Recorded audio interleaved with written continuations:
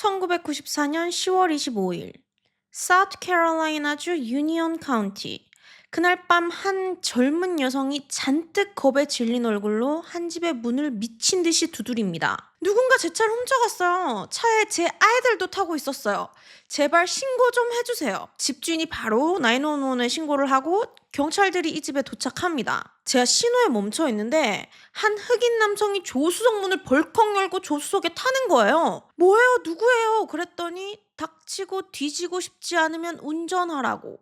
저한테 총을 겨누고 막 소리치는 거예요. 그렇게 막 달리다가 갑자기 차 세우라 그러더니 저를 차에서 끌어내리고 차 타고 도망갔어요. 뒷좌석에 있는 우리 애들까지 데리고 갔다고요. 제발 우리 애들 좀 구해주세요. 오케이 맴, 차종이 뭐예요? 1990년식 마츠다 프로테제요. 자신이 23살의 수잔 스미스라는 이 여성이 자신이 두 아이와 함께 집에 돌아가던 길에 빨간불 신호등에 서 있었는데 총을 든 한 흑인 남성이 조수석 문을 벌컥 열고 차에 타더니 자신에게 총을 겨누고 일단 운전하라고 해서 한참을 시골길을 달리다가 자신은 막 차에서 끄집어내고 뒷좌석 카시트에 있던 자신의 두 아들 3살짜리 마이클과 14달 된 알렉스까지 데리고 자기 차 몰고 사라졌다는 충격적인 이야기.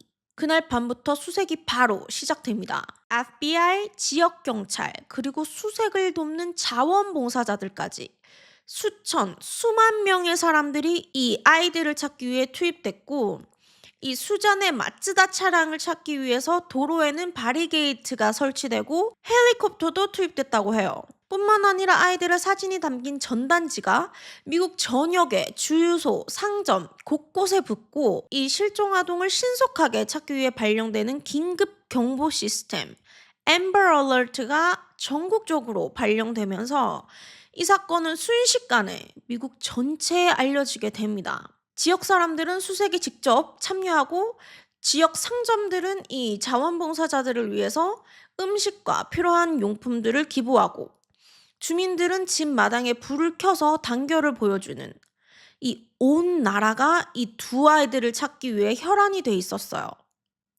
이 당시에 미국에서 이 사건을 모를 수 있는 사람이 없을 정도로 TV만 틀면 이 사건이 나왔다고 해요. 그러면서 수십 군데의 방송사에서 이 아이들의 엄마 아빠를 인터뷰를 하는데 To my babies.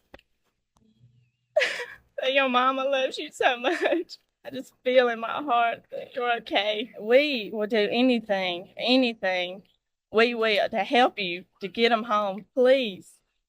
I mean, please bring them home. 눈물을 흘리면서 아이들을 돌려달라고 애원하는 엄마, 최대한 감정을 절제하는 듯한 아빠. 이 젊은 부부가 계속해서 미디어에 얼굴을 비출수록 사람들은 뭔가 좀 이상하다는 걸 눈치채게 돼요. 이 엄마가 울긴 우는데 눈에 눈물이 안 나. 이 아빠는 그냥 너무 감정이 없어 보여. 약간 관심이 아예 없는 것 같은 느낌? 거기다 한 방송에서 이 엄마가 인터뷰 직전에 막 스태프들이랑 웃으면서 농담 나누다가 카메라가 딱 켜지니까 무슨 연기자처럼 나오지도 않는 눈물을 닦으면서 우는 척을 하는 게 방송에 나가게 되면서 뭔가 되게 이상하잖아요? 또 보통의 실종아동의 부모들은 자기 아이가 실종되면 다른 그 무엇보다 아이의 행방을 가장 궁금해한다고 해요. 뭐 당연히 애 찾는 게 제일 우선이지. 근데 이 엄마는 지금 수사 상황은 어떤지, 얼만큼 수사가 진전이 됐는지, 우리 애들은 어디 있는지, 살아는 있는지, 수색에 대한 질문을 단 한 번도 안 하는 거예요. 이 애들을 찾는 것보다 자기가 이 미 전역에 나오는 방송들에 나와서 온 세상의 집중을 한 몸에 받고 있다는 사실에 흥분한 것 같은.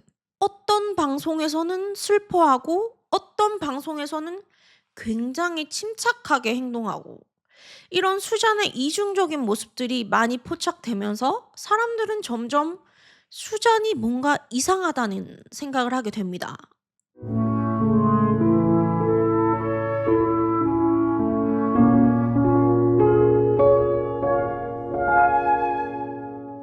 겉으로는 흑인 범인과 수잔의 차량을 수색하고 있었지만 사실 처음부터 경찰은 수잔에게 집중하고 있었어요. 경찰이 수잔의 진술을 토대로 사고 당시 수잔이 말한 그 신호등 위치로 가보는데 이 신호등은 밤이 되면 자동으로 초록불로 바뀌는 신호등인 거예요.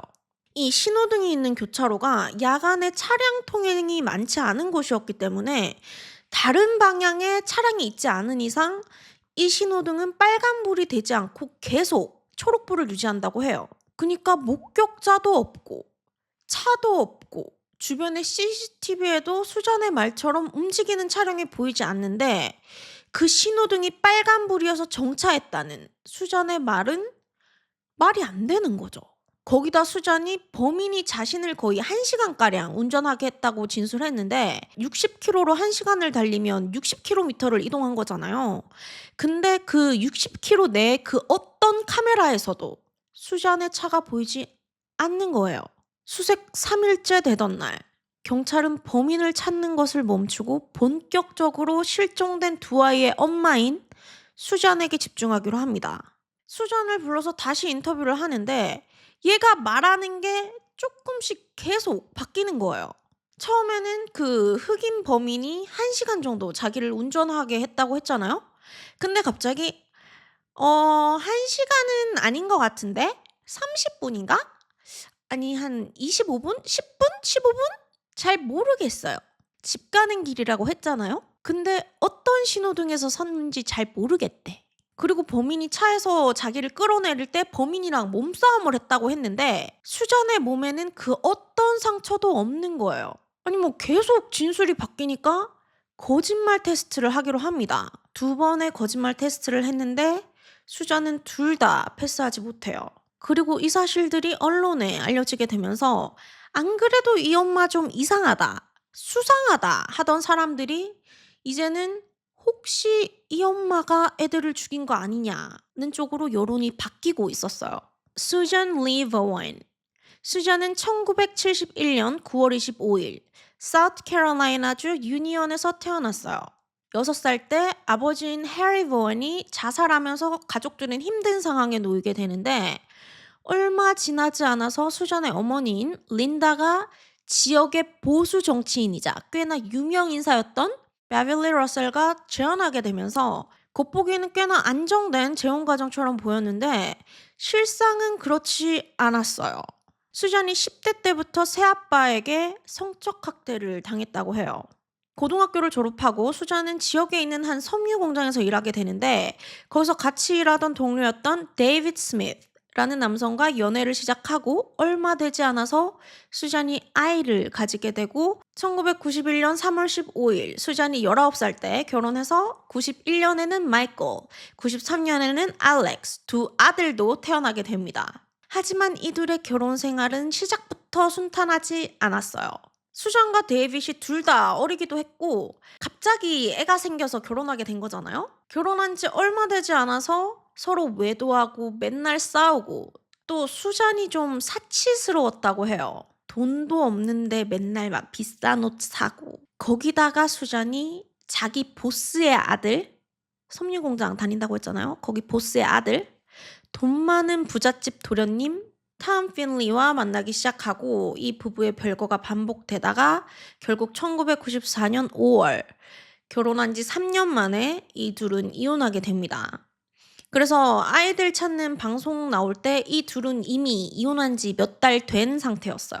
어쨌든 수잔은 이혼하자마자 바로 정식으로 탐이랑 사귀는데 이 연애가 이 모든 비극의 시작이 됩니다. 수잔이 탐이랑 연애하면서 탐의 아빠도 만나요. 밤에. 그리고 이 사실을 탐에게 얘기합니다. 나 사실 너네 아빠도 만나. 1994년 11월 3일 사건 발생 9일째 경찰은 수잔을 다시 경찰서로 불러서 수잔을 신문하기 시작합니다. 그날 네가 말한 카제킹은 일어나지 않았어. 넌 그 신호에서 설 수 없었거든. 그 신호등은 빨간불이 아니었으니깐. 사실 그날 밤에 네가 말한 그 사거리에 경찰차 한 대가 밤새 서 있었어. 마약 수사 때문에 거기서 잠복하고 있었거든.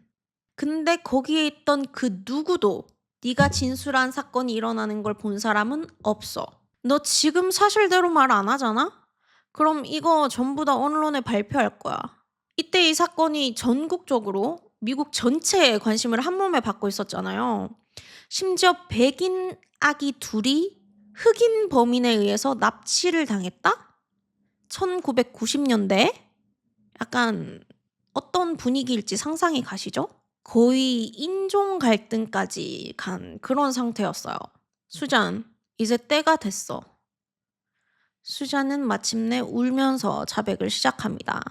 사건 당일 수잔이 집에 있는데 감정적으로 무너져 내렸대요. 내 인생 망했고 더 이상 살고 싶지 않아서 두 아들을 태우고 엄마 집으로 가고 있었다고 합니다. 근데 가는 길에 갑자기 죽고 싶을 만큼 너무 슬펐대요.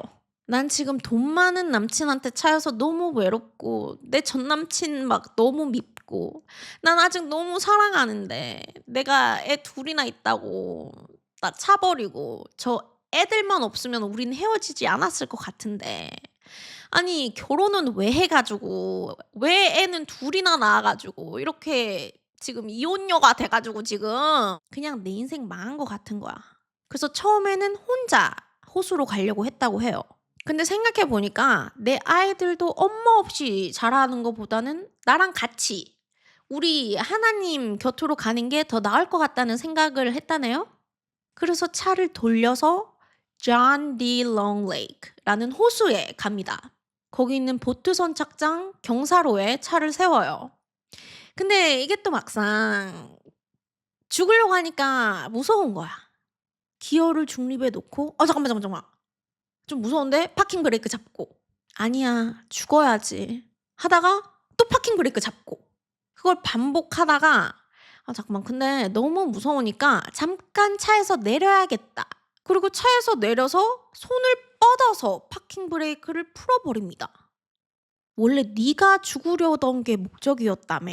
근데 왜 갑자기 네가 차에서 내려? 아니 난 좀 진짜 이해가 안 가가지고. 그렇게 카시트에 몸이 묶인 마이클과 알렉스만을 태운 차는 천천히 앞으로 굴러서 깊고 어두운 호수 속으로 사라집니다. 수잔은 가만히 그 장면을 지켜보다가 그곳을 떠났어요. 이 수잔의 자백 다음 날 잠수부들이 호수에서 그녀의 차를 인양하고 두 아이의 시신이 그대로 카시트에 앉은 채 발견됩니다. 구조대원과 경찰들은 현장에서 울음을 참지 못했다고 해요. 그리고 미국은 분노에 휩싸이게 됩니다.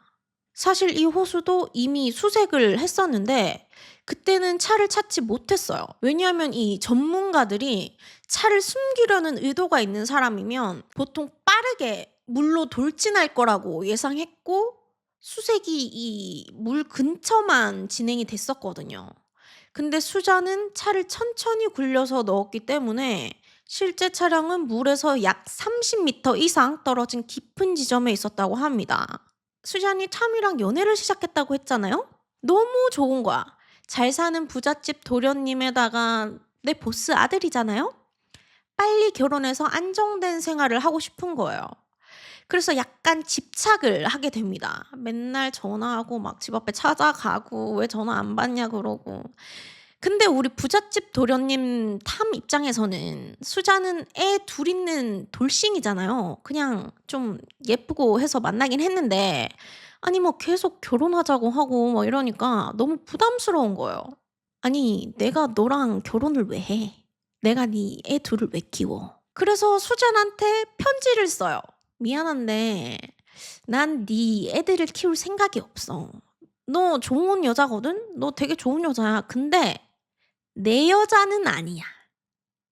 미안. 우리 그냥 헤어지자.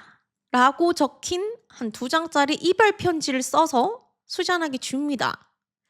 그리고 이 편지를 읽은 수잔은 이때 아이들만 없으면 내 사랑 탐이 나에게 돌아올 거라는 미친 생각을 하게 돼요.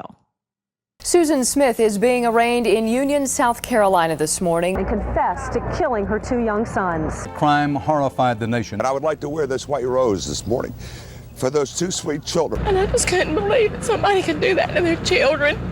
There's no reason on this earth for a mother to did that to her children. Did you believe it? Yeah. Everybody believed her. I did. Well, Why didn't something wasn't right from the beginning. 재판에서 검찰은 이 사건이 치밀하게 계획된 살인이라고 주장했어요. 차 트렁크에서 수잔의 웨딩 드레스와 웨딩 앨범도 발견됐거든요. 이게 무슨 의미겠어요? 내 첫 번째 결혼 생활, 그 첫 번째 결혼에서 낳은 아이들, 내 지우고 싶은 모든 이 과거 다 갖다 버리고 나는 내 사랑 탐이랑 새 출발하겠다는 거잖아요? 거기다 수잔이 자백하고 나서 인터뷰 마지막에 경찰이 만약에 소원 하나만 이룰 수 있다면 뭘 빌 거냐고 물었는데 수잔의 대답은 탐한테 탐 아빠와의 관계를 말하지 않았어야 했다고. 그게 제일 후회되는 거라고. 와우. 수잔의 변호인단에게는 두 가지 플랜이 있었어요. 1번. 얘가 재판을 받을 수 있는 정신 상태가 아니다. 이게 안 통하면 2번. 사형은 과하다. 무기징역으로 해달라. 이 두 개였거든요. 수잔이 아이들을 죽인 건 맞아요. 근데 우리 수잔은 6살 때 아버지가 자살한 걸 겪어야 했다. 그때부터 우울증, 충동조절 장애, 거기다 어린 나이에 의붓아버지에게 성폭행당한 경험들을 가지고 살아왔다. 얘가 제정신이겠냐. 얘는 정신적으로 완전히 무너진 상태였다. 범행 당시 제정신이 아니었다. 그러면서 정신과 의사를 증인으로 세웁니다. 이 정신과 의사는 수잔이 살인에 이르기까지 몇 달 동안 극심한 우울증에 시달렸고 자살 충동을 느끼고 있었다. 이게 아빠도 자살하지 않았냐. 자살 충동 가족력이 있다. 그리고 이 자살 충동은 외로움을 달래기 위한 파괴적인 성적 관계로 나타났고 사건 발생 전 6주 동안 수잔이 4명의 남성과 성관계를 맺고 술을 과하게 마시기 시작했다고 했는데 이 4명이 전 남편 데이빗, 당시 남자친구였던 탐의 아빠, 그리고 양아버지. 이 수잔이랑 수잔 양아버지의 관계가 처음엔 아동 성추행, 성폭행으로 시작돼서 이후에는 합의된 관계로 변했다고 해요. 이 엄마는 아직 이 양아빠랑 결혼 생활 중이에요. 그리고 수잔의 성적 행동은 본인의 만족을 위한 것이 아니라 다른 사람들을 만족시키고 자신이 사랑받는다고 느끼기 위해 그런 행동을 했다. 수잔은 여러 남성들에게 감정적으로 의존하고 있었기 때문에 탐만 특별했던 건 아니다. 굳이 탐 때문에 애들을 죽일 필요가 없었다. 아니 이게 무슨 말이야. 탐 말고도 뭐 3명이나 남자를 더 만나고 있었기 때문에 굳이 애들까지 죽여가면서 탐이랑 재결합할 필요가 이게 무슨 말이야. 또 수잔이 어린 시절부터 양아버지에게 성추행을 당해서 나이 많은 남성의 인정과 애정을 갈망하게 된 불쌍한 여자다. 수잔이 주차 브레이크를 놓는 순간 본능적인 생존 욕구가 작동하면서 두 아이들의 존재를 정신적으로 차단해버린 거지 애들을 죽이려고 한 건 아니다. 수잔은 자신도 죽고 싶었지만 원래 자기 혼자 죽으러 간 거잖아. 근데 마지막 순간에 두려워서 자기 보호 본능이 작동해서 못 죽은 거다. 너무 정성 들인 개소리를 정신과 의사라는 사람이. 변호인단의 수많은 증인들에도 불구하고 1995년 7월 11일 이틀간의 청문회 끝에 판사는 수잔이 재판을 받을 정신적 능력이 충분하다고 판단하고 재판이 계속 진행되게 됩니다. 재판 마지막 날 수잔의 의붓아버지 베벌리 러셀도 증언대에 올라서서 그는 자신이 수잔을 청소년 시절부터 성추행했고 수잔이 성인이 된 후에도 동의하에 성관계를 가졌다고 인정하면서 수잔은 병을 앓고 있었고 아이들을 너무 사랑했지만 그녀의 병이 이 비극을 만들었다고. 그래서 자기도 마이클과 알렉스의 죽음에 대해 일부 책임이 있다고. 수잔의 목숨만 살려달라고 배심원단에게 간청합니다. 이 재판장에서 실제로 차를 물에 빠뜨려서 차가 물에 다 잠기기까지 얼마나 걸리는지, 또 아이들이 어떤 상황이었는지를 재현한 비디오가 공개가 됐는데 이 원래 증거 같은 걸 재판에서 공개하기 전에 검사 측이랑 변호사 측이랑 같이 증거 공유하면서 재판에서 공개할지 말지 이런 걸 정하잖아요. 근데 그때는 수잔이 이걸 보면서 실실 웃었대요. 이 자동차가 물에 빠지는 걸 재현한 이 비디오를 보면서 실실 웃었다고요. 근데 이게 재판장에서도 공개가 됐잖아요. 그때는 또 훌쩍이면서 눈물 없는 눈물을 닦아내고 있었다고 합니다. 1995년 7월 22일 배심원단은 만장일치로 수잔에게 사형 대신 종신형을 선고하기로 결정합니다. 근데 이 사우스캐롤라이나에서는 종신형을 받으면 30년 후에 가석방 신청을 할 수 있다고 해요. 2024년 11월 20일 수잔은 복역 30년 만에 처음으로 가석방 심사를 받게 되는데 이 가석방 심사가 영상통화로 진행됐거든요. 여기서 또 한 번 눈물 없는 눈물 연기를 하면서 나는 내 아들 마이클과 알렉스를 온몸으로 사랑했어요. 무슨 짓을 해서라도 과거를 되돌리고 싶어요. 아니 과거 되돌려서 톰한테 말 안 하는 게 네가 제일 원하는 거라며. I want to say how very sorry I am.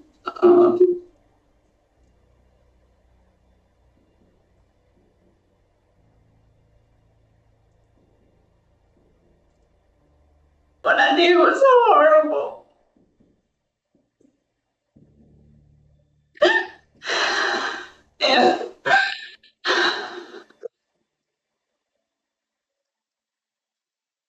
And I would give anything if I could go back and change it. And I love Michael and Alex with all my heart.